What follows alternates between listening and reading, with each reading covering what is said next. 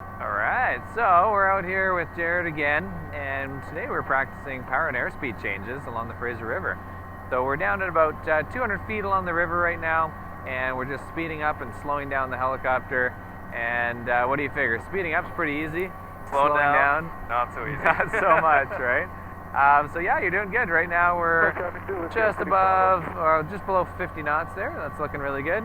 And kind of cruising around treetop height. A little bit of rain out today, but not too bad.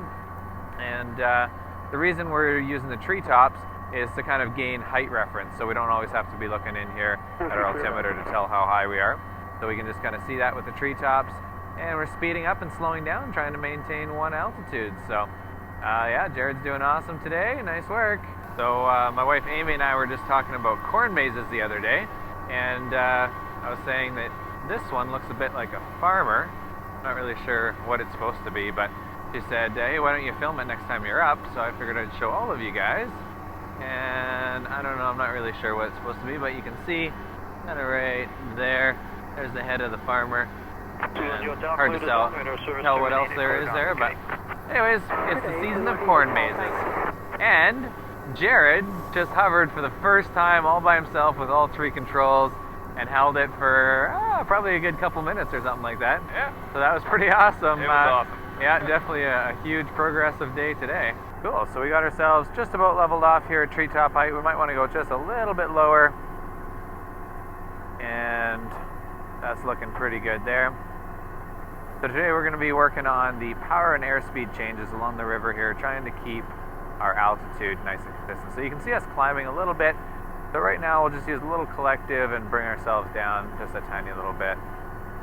And we're coming along here. Excellent. So we always want to be looking off in the distance, kind of a ways ahead of us there. And it's kind of interesting. I want you looking over at the river, kind of over there. And I want to see if you can see any dangers coming up in front of us there. It's power lines. Oh, wow, look at you.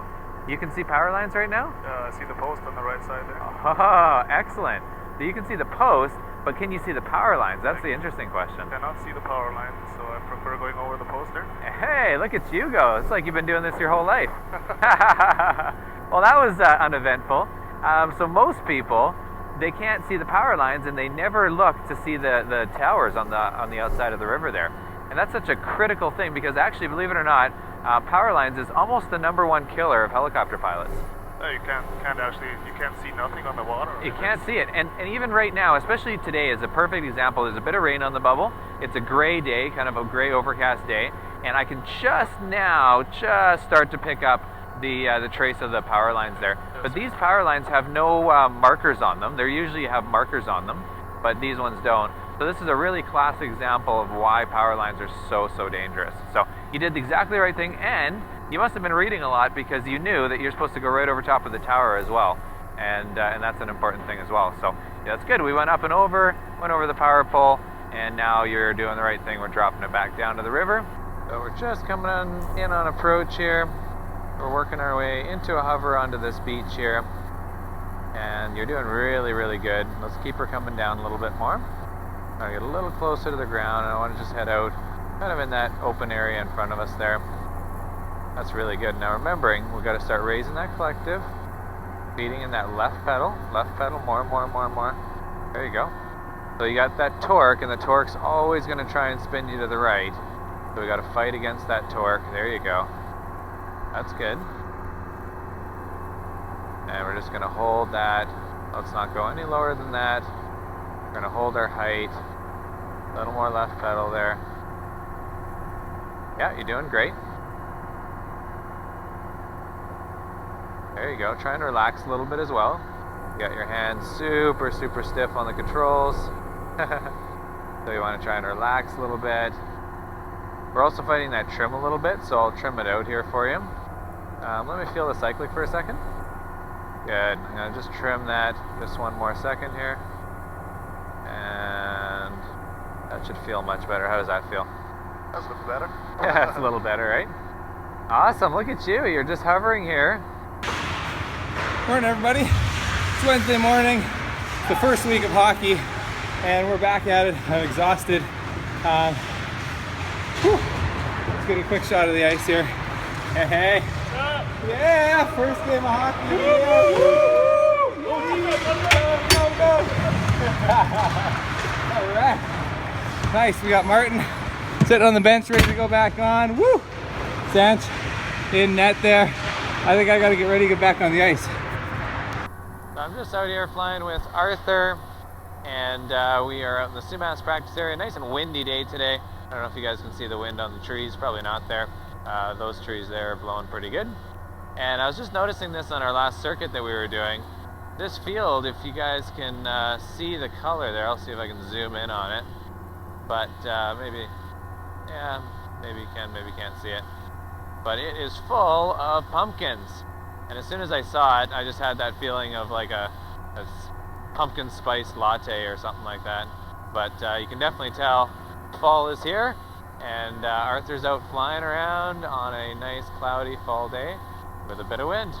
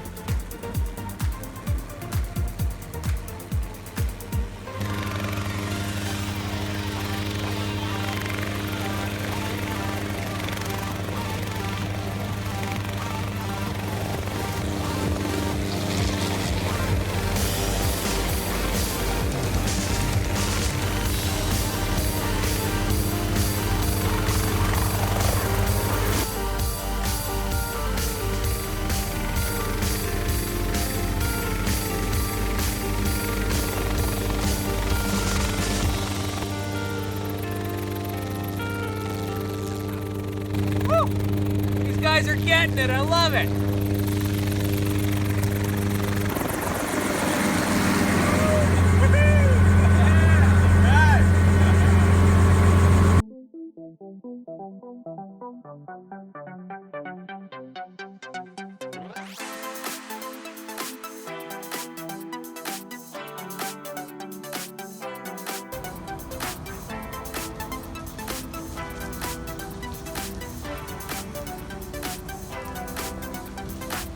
Getting her fueled up. What are you checking, Gary? You checking the blades? Checking the blades, yes. Leading edge, checking the trim tabs. Nice. Excellent. Sancho's fueling her up. Martin's giving him a hand. Look at this teamwork. I love it. I know, 7:30 and we're getting going. I know. Sunny morning. Where's Jared? He's not up yet. Gotta go bang on his trailer. I heard the shower going, so I don't know if it was him. Nah, I think he must be up. I saw him. Yeah. Alright. Right on. Probably tip it back up before it spills out the back.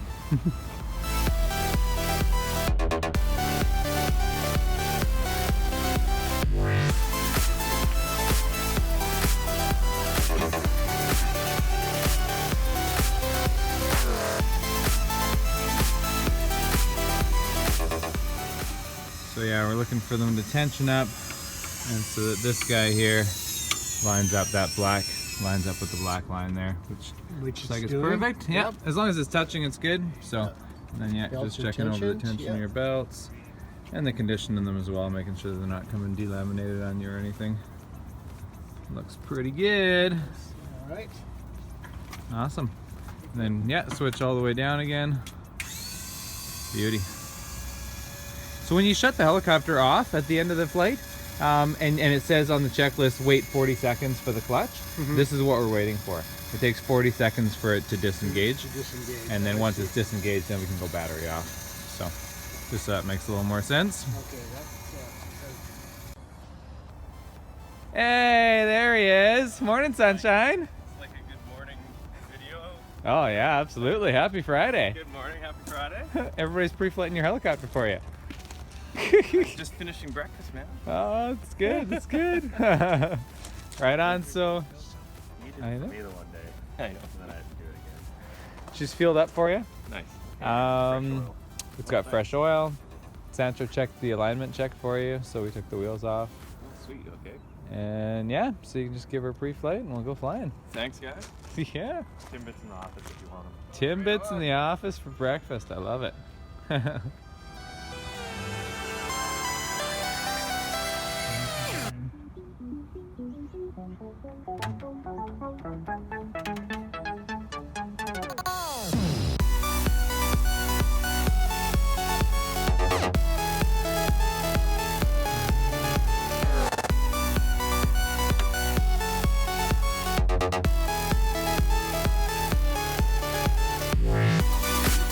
So we're ready for takeoff here. So why don't we just start going a little forward on the cyclic, nice and gentle. Easing forward, raising that collective a little bit so we don't get too close to the ground. And wonderful, keep pushing forward on that cyclic, just pushing through that translation. And away we go. Taking off from Stave River, north end of Stave Lake. And Jared is on his first mini nav trip. Lots of fun. Lots of fun figuring out how the maps work, checking out the beautiful scenery. We're going to head off that way over there to the right. And this is the first official legit sunny day that we've had since the course started, I think. I mean, we've had little patches of sun here and there, but this is the first day where it's like phenomenal, beautiful blue skies out there. So time to come up Stave Lake and see the scenery.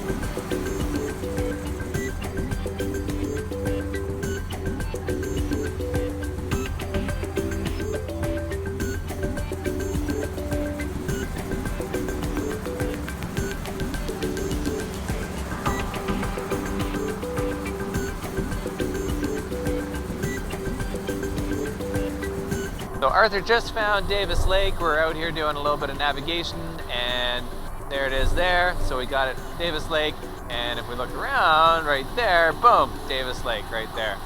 So we're just heading up the eastern side of Stave Lake right now, and we just found one of our reference points right there. Excellent.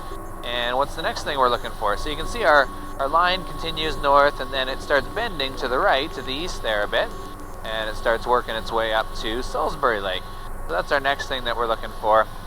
And if you see out in front of us, so you'll notice on the map here, we can see Stave Lake here. So if we start heading towards Stave Lake, we're actually going off course. But if we head off to the east, northeast, that'll be taking us back on track. So probably want to be heading kind of up and to the right, up over that way.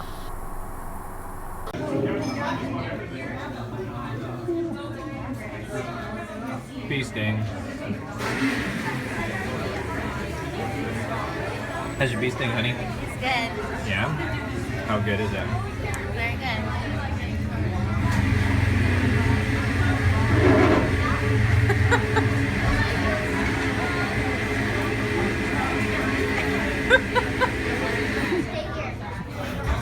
Don't film me eating.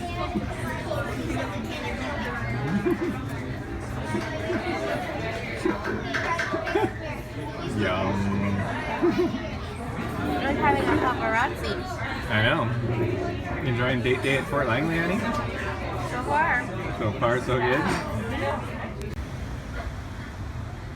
Just cruising through Fort Langley here and came upon this VW van. I think DJ PJ, this is for you. This is exactly what you're looking for. That is nice.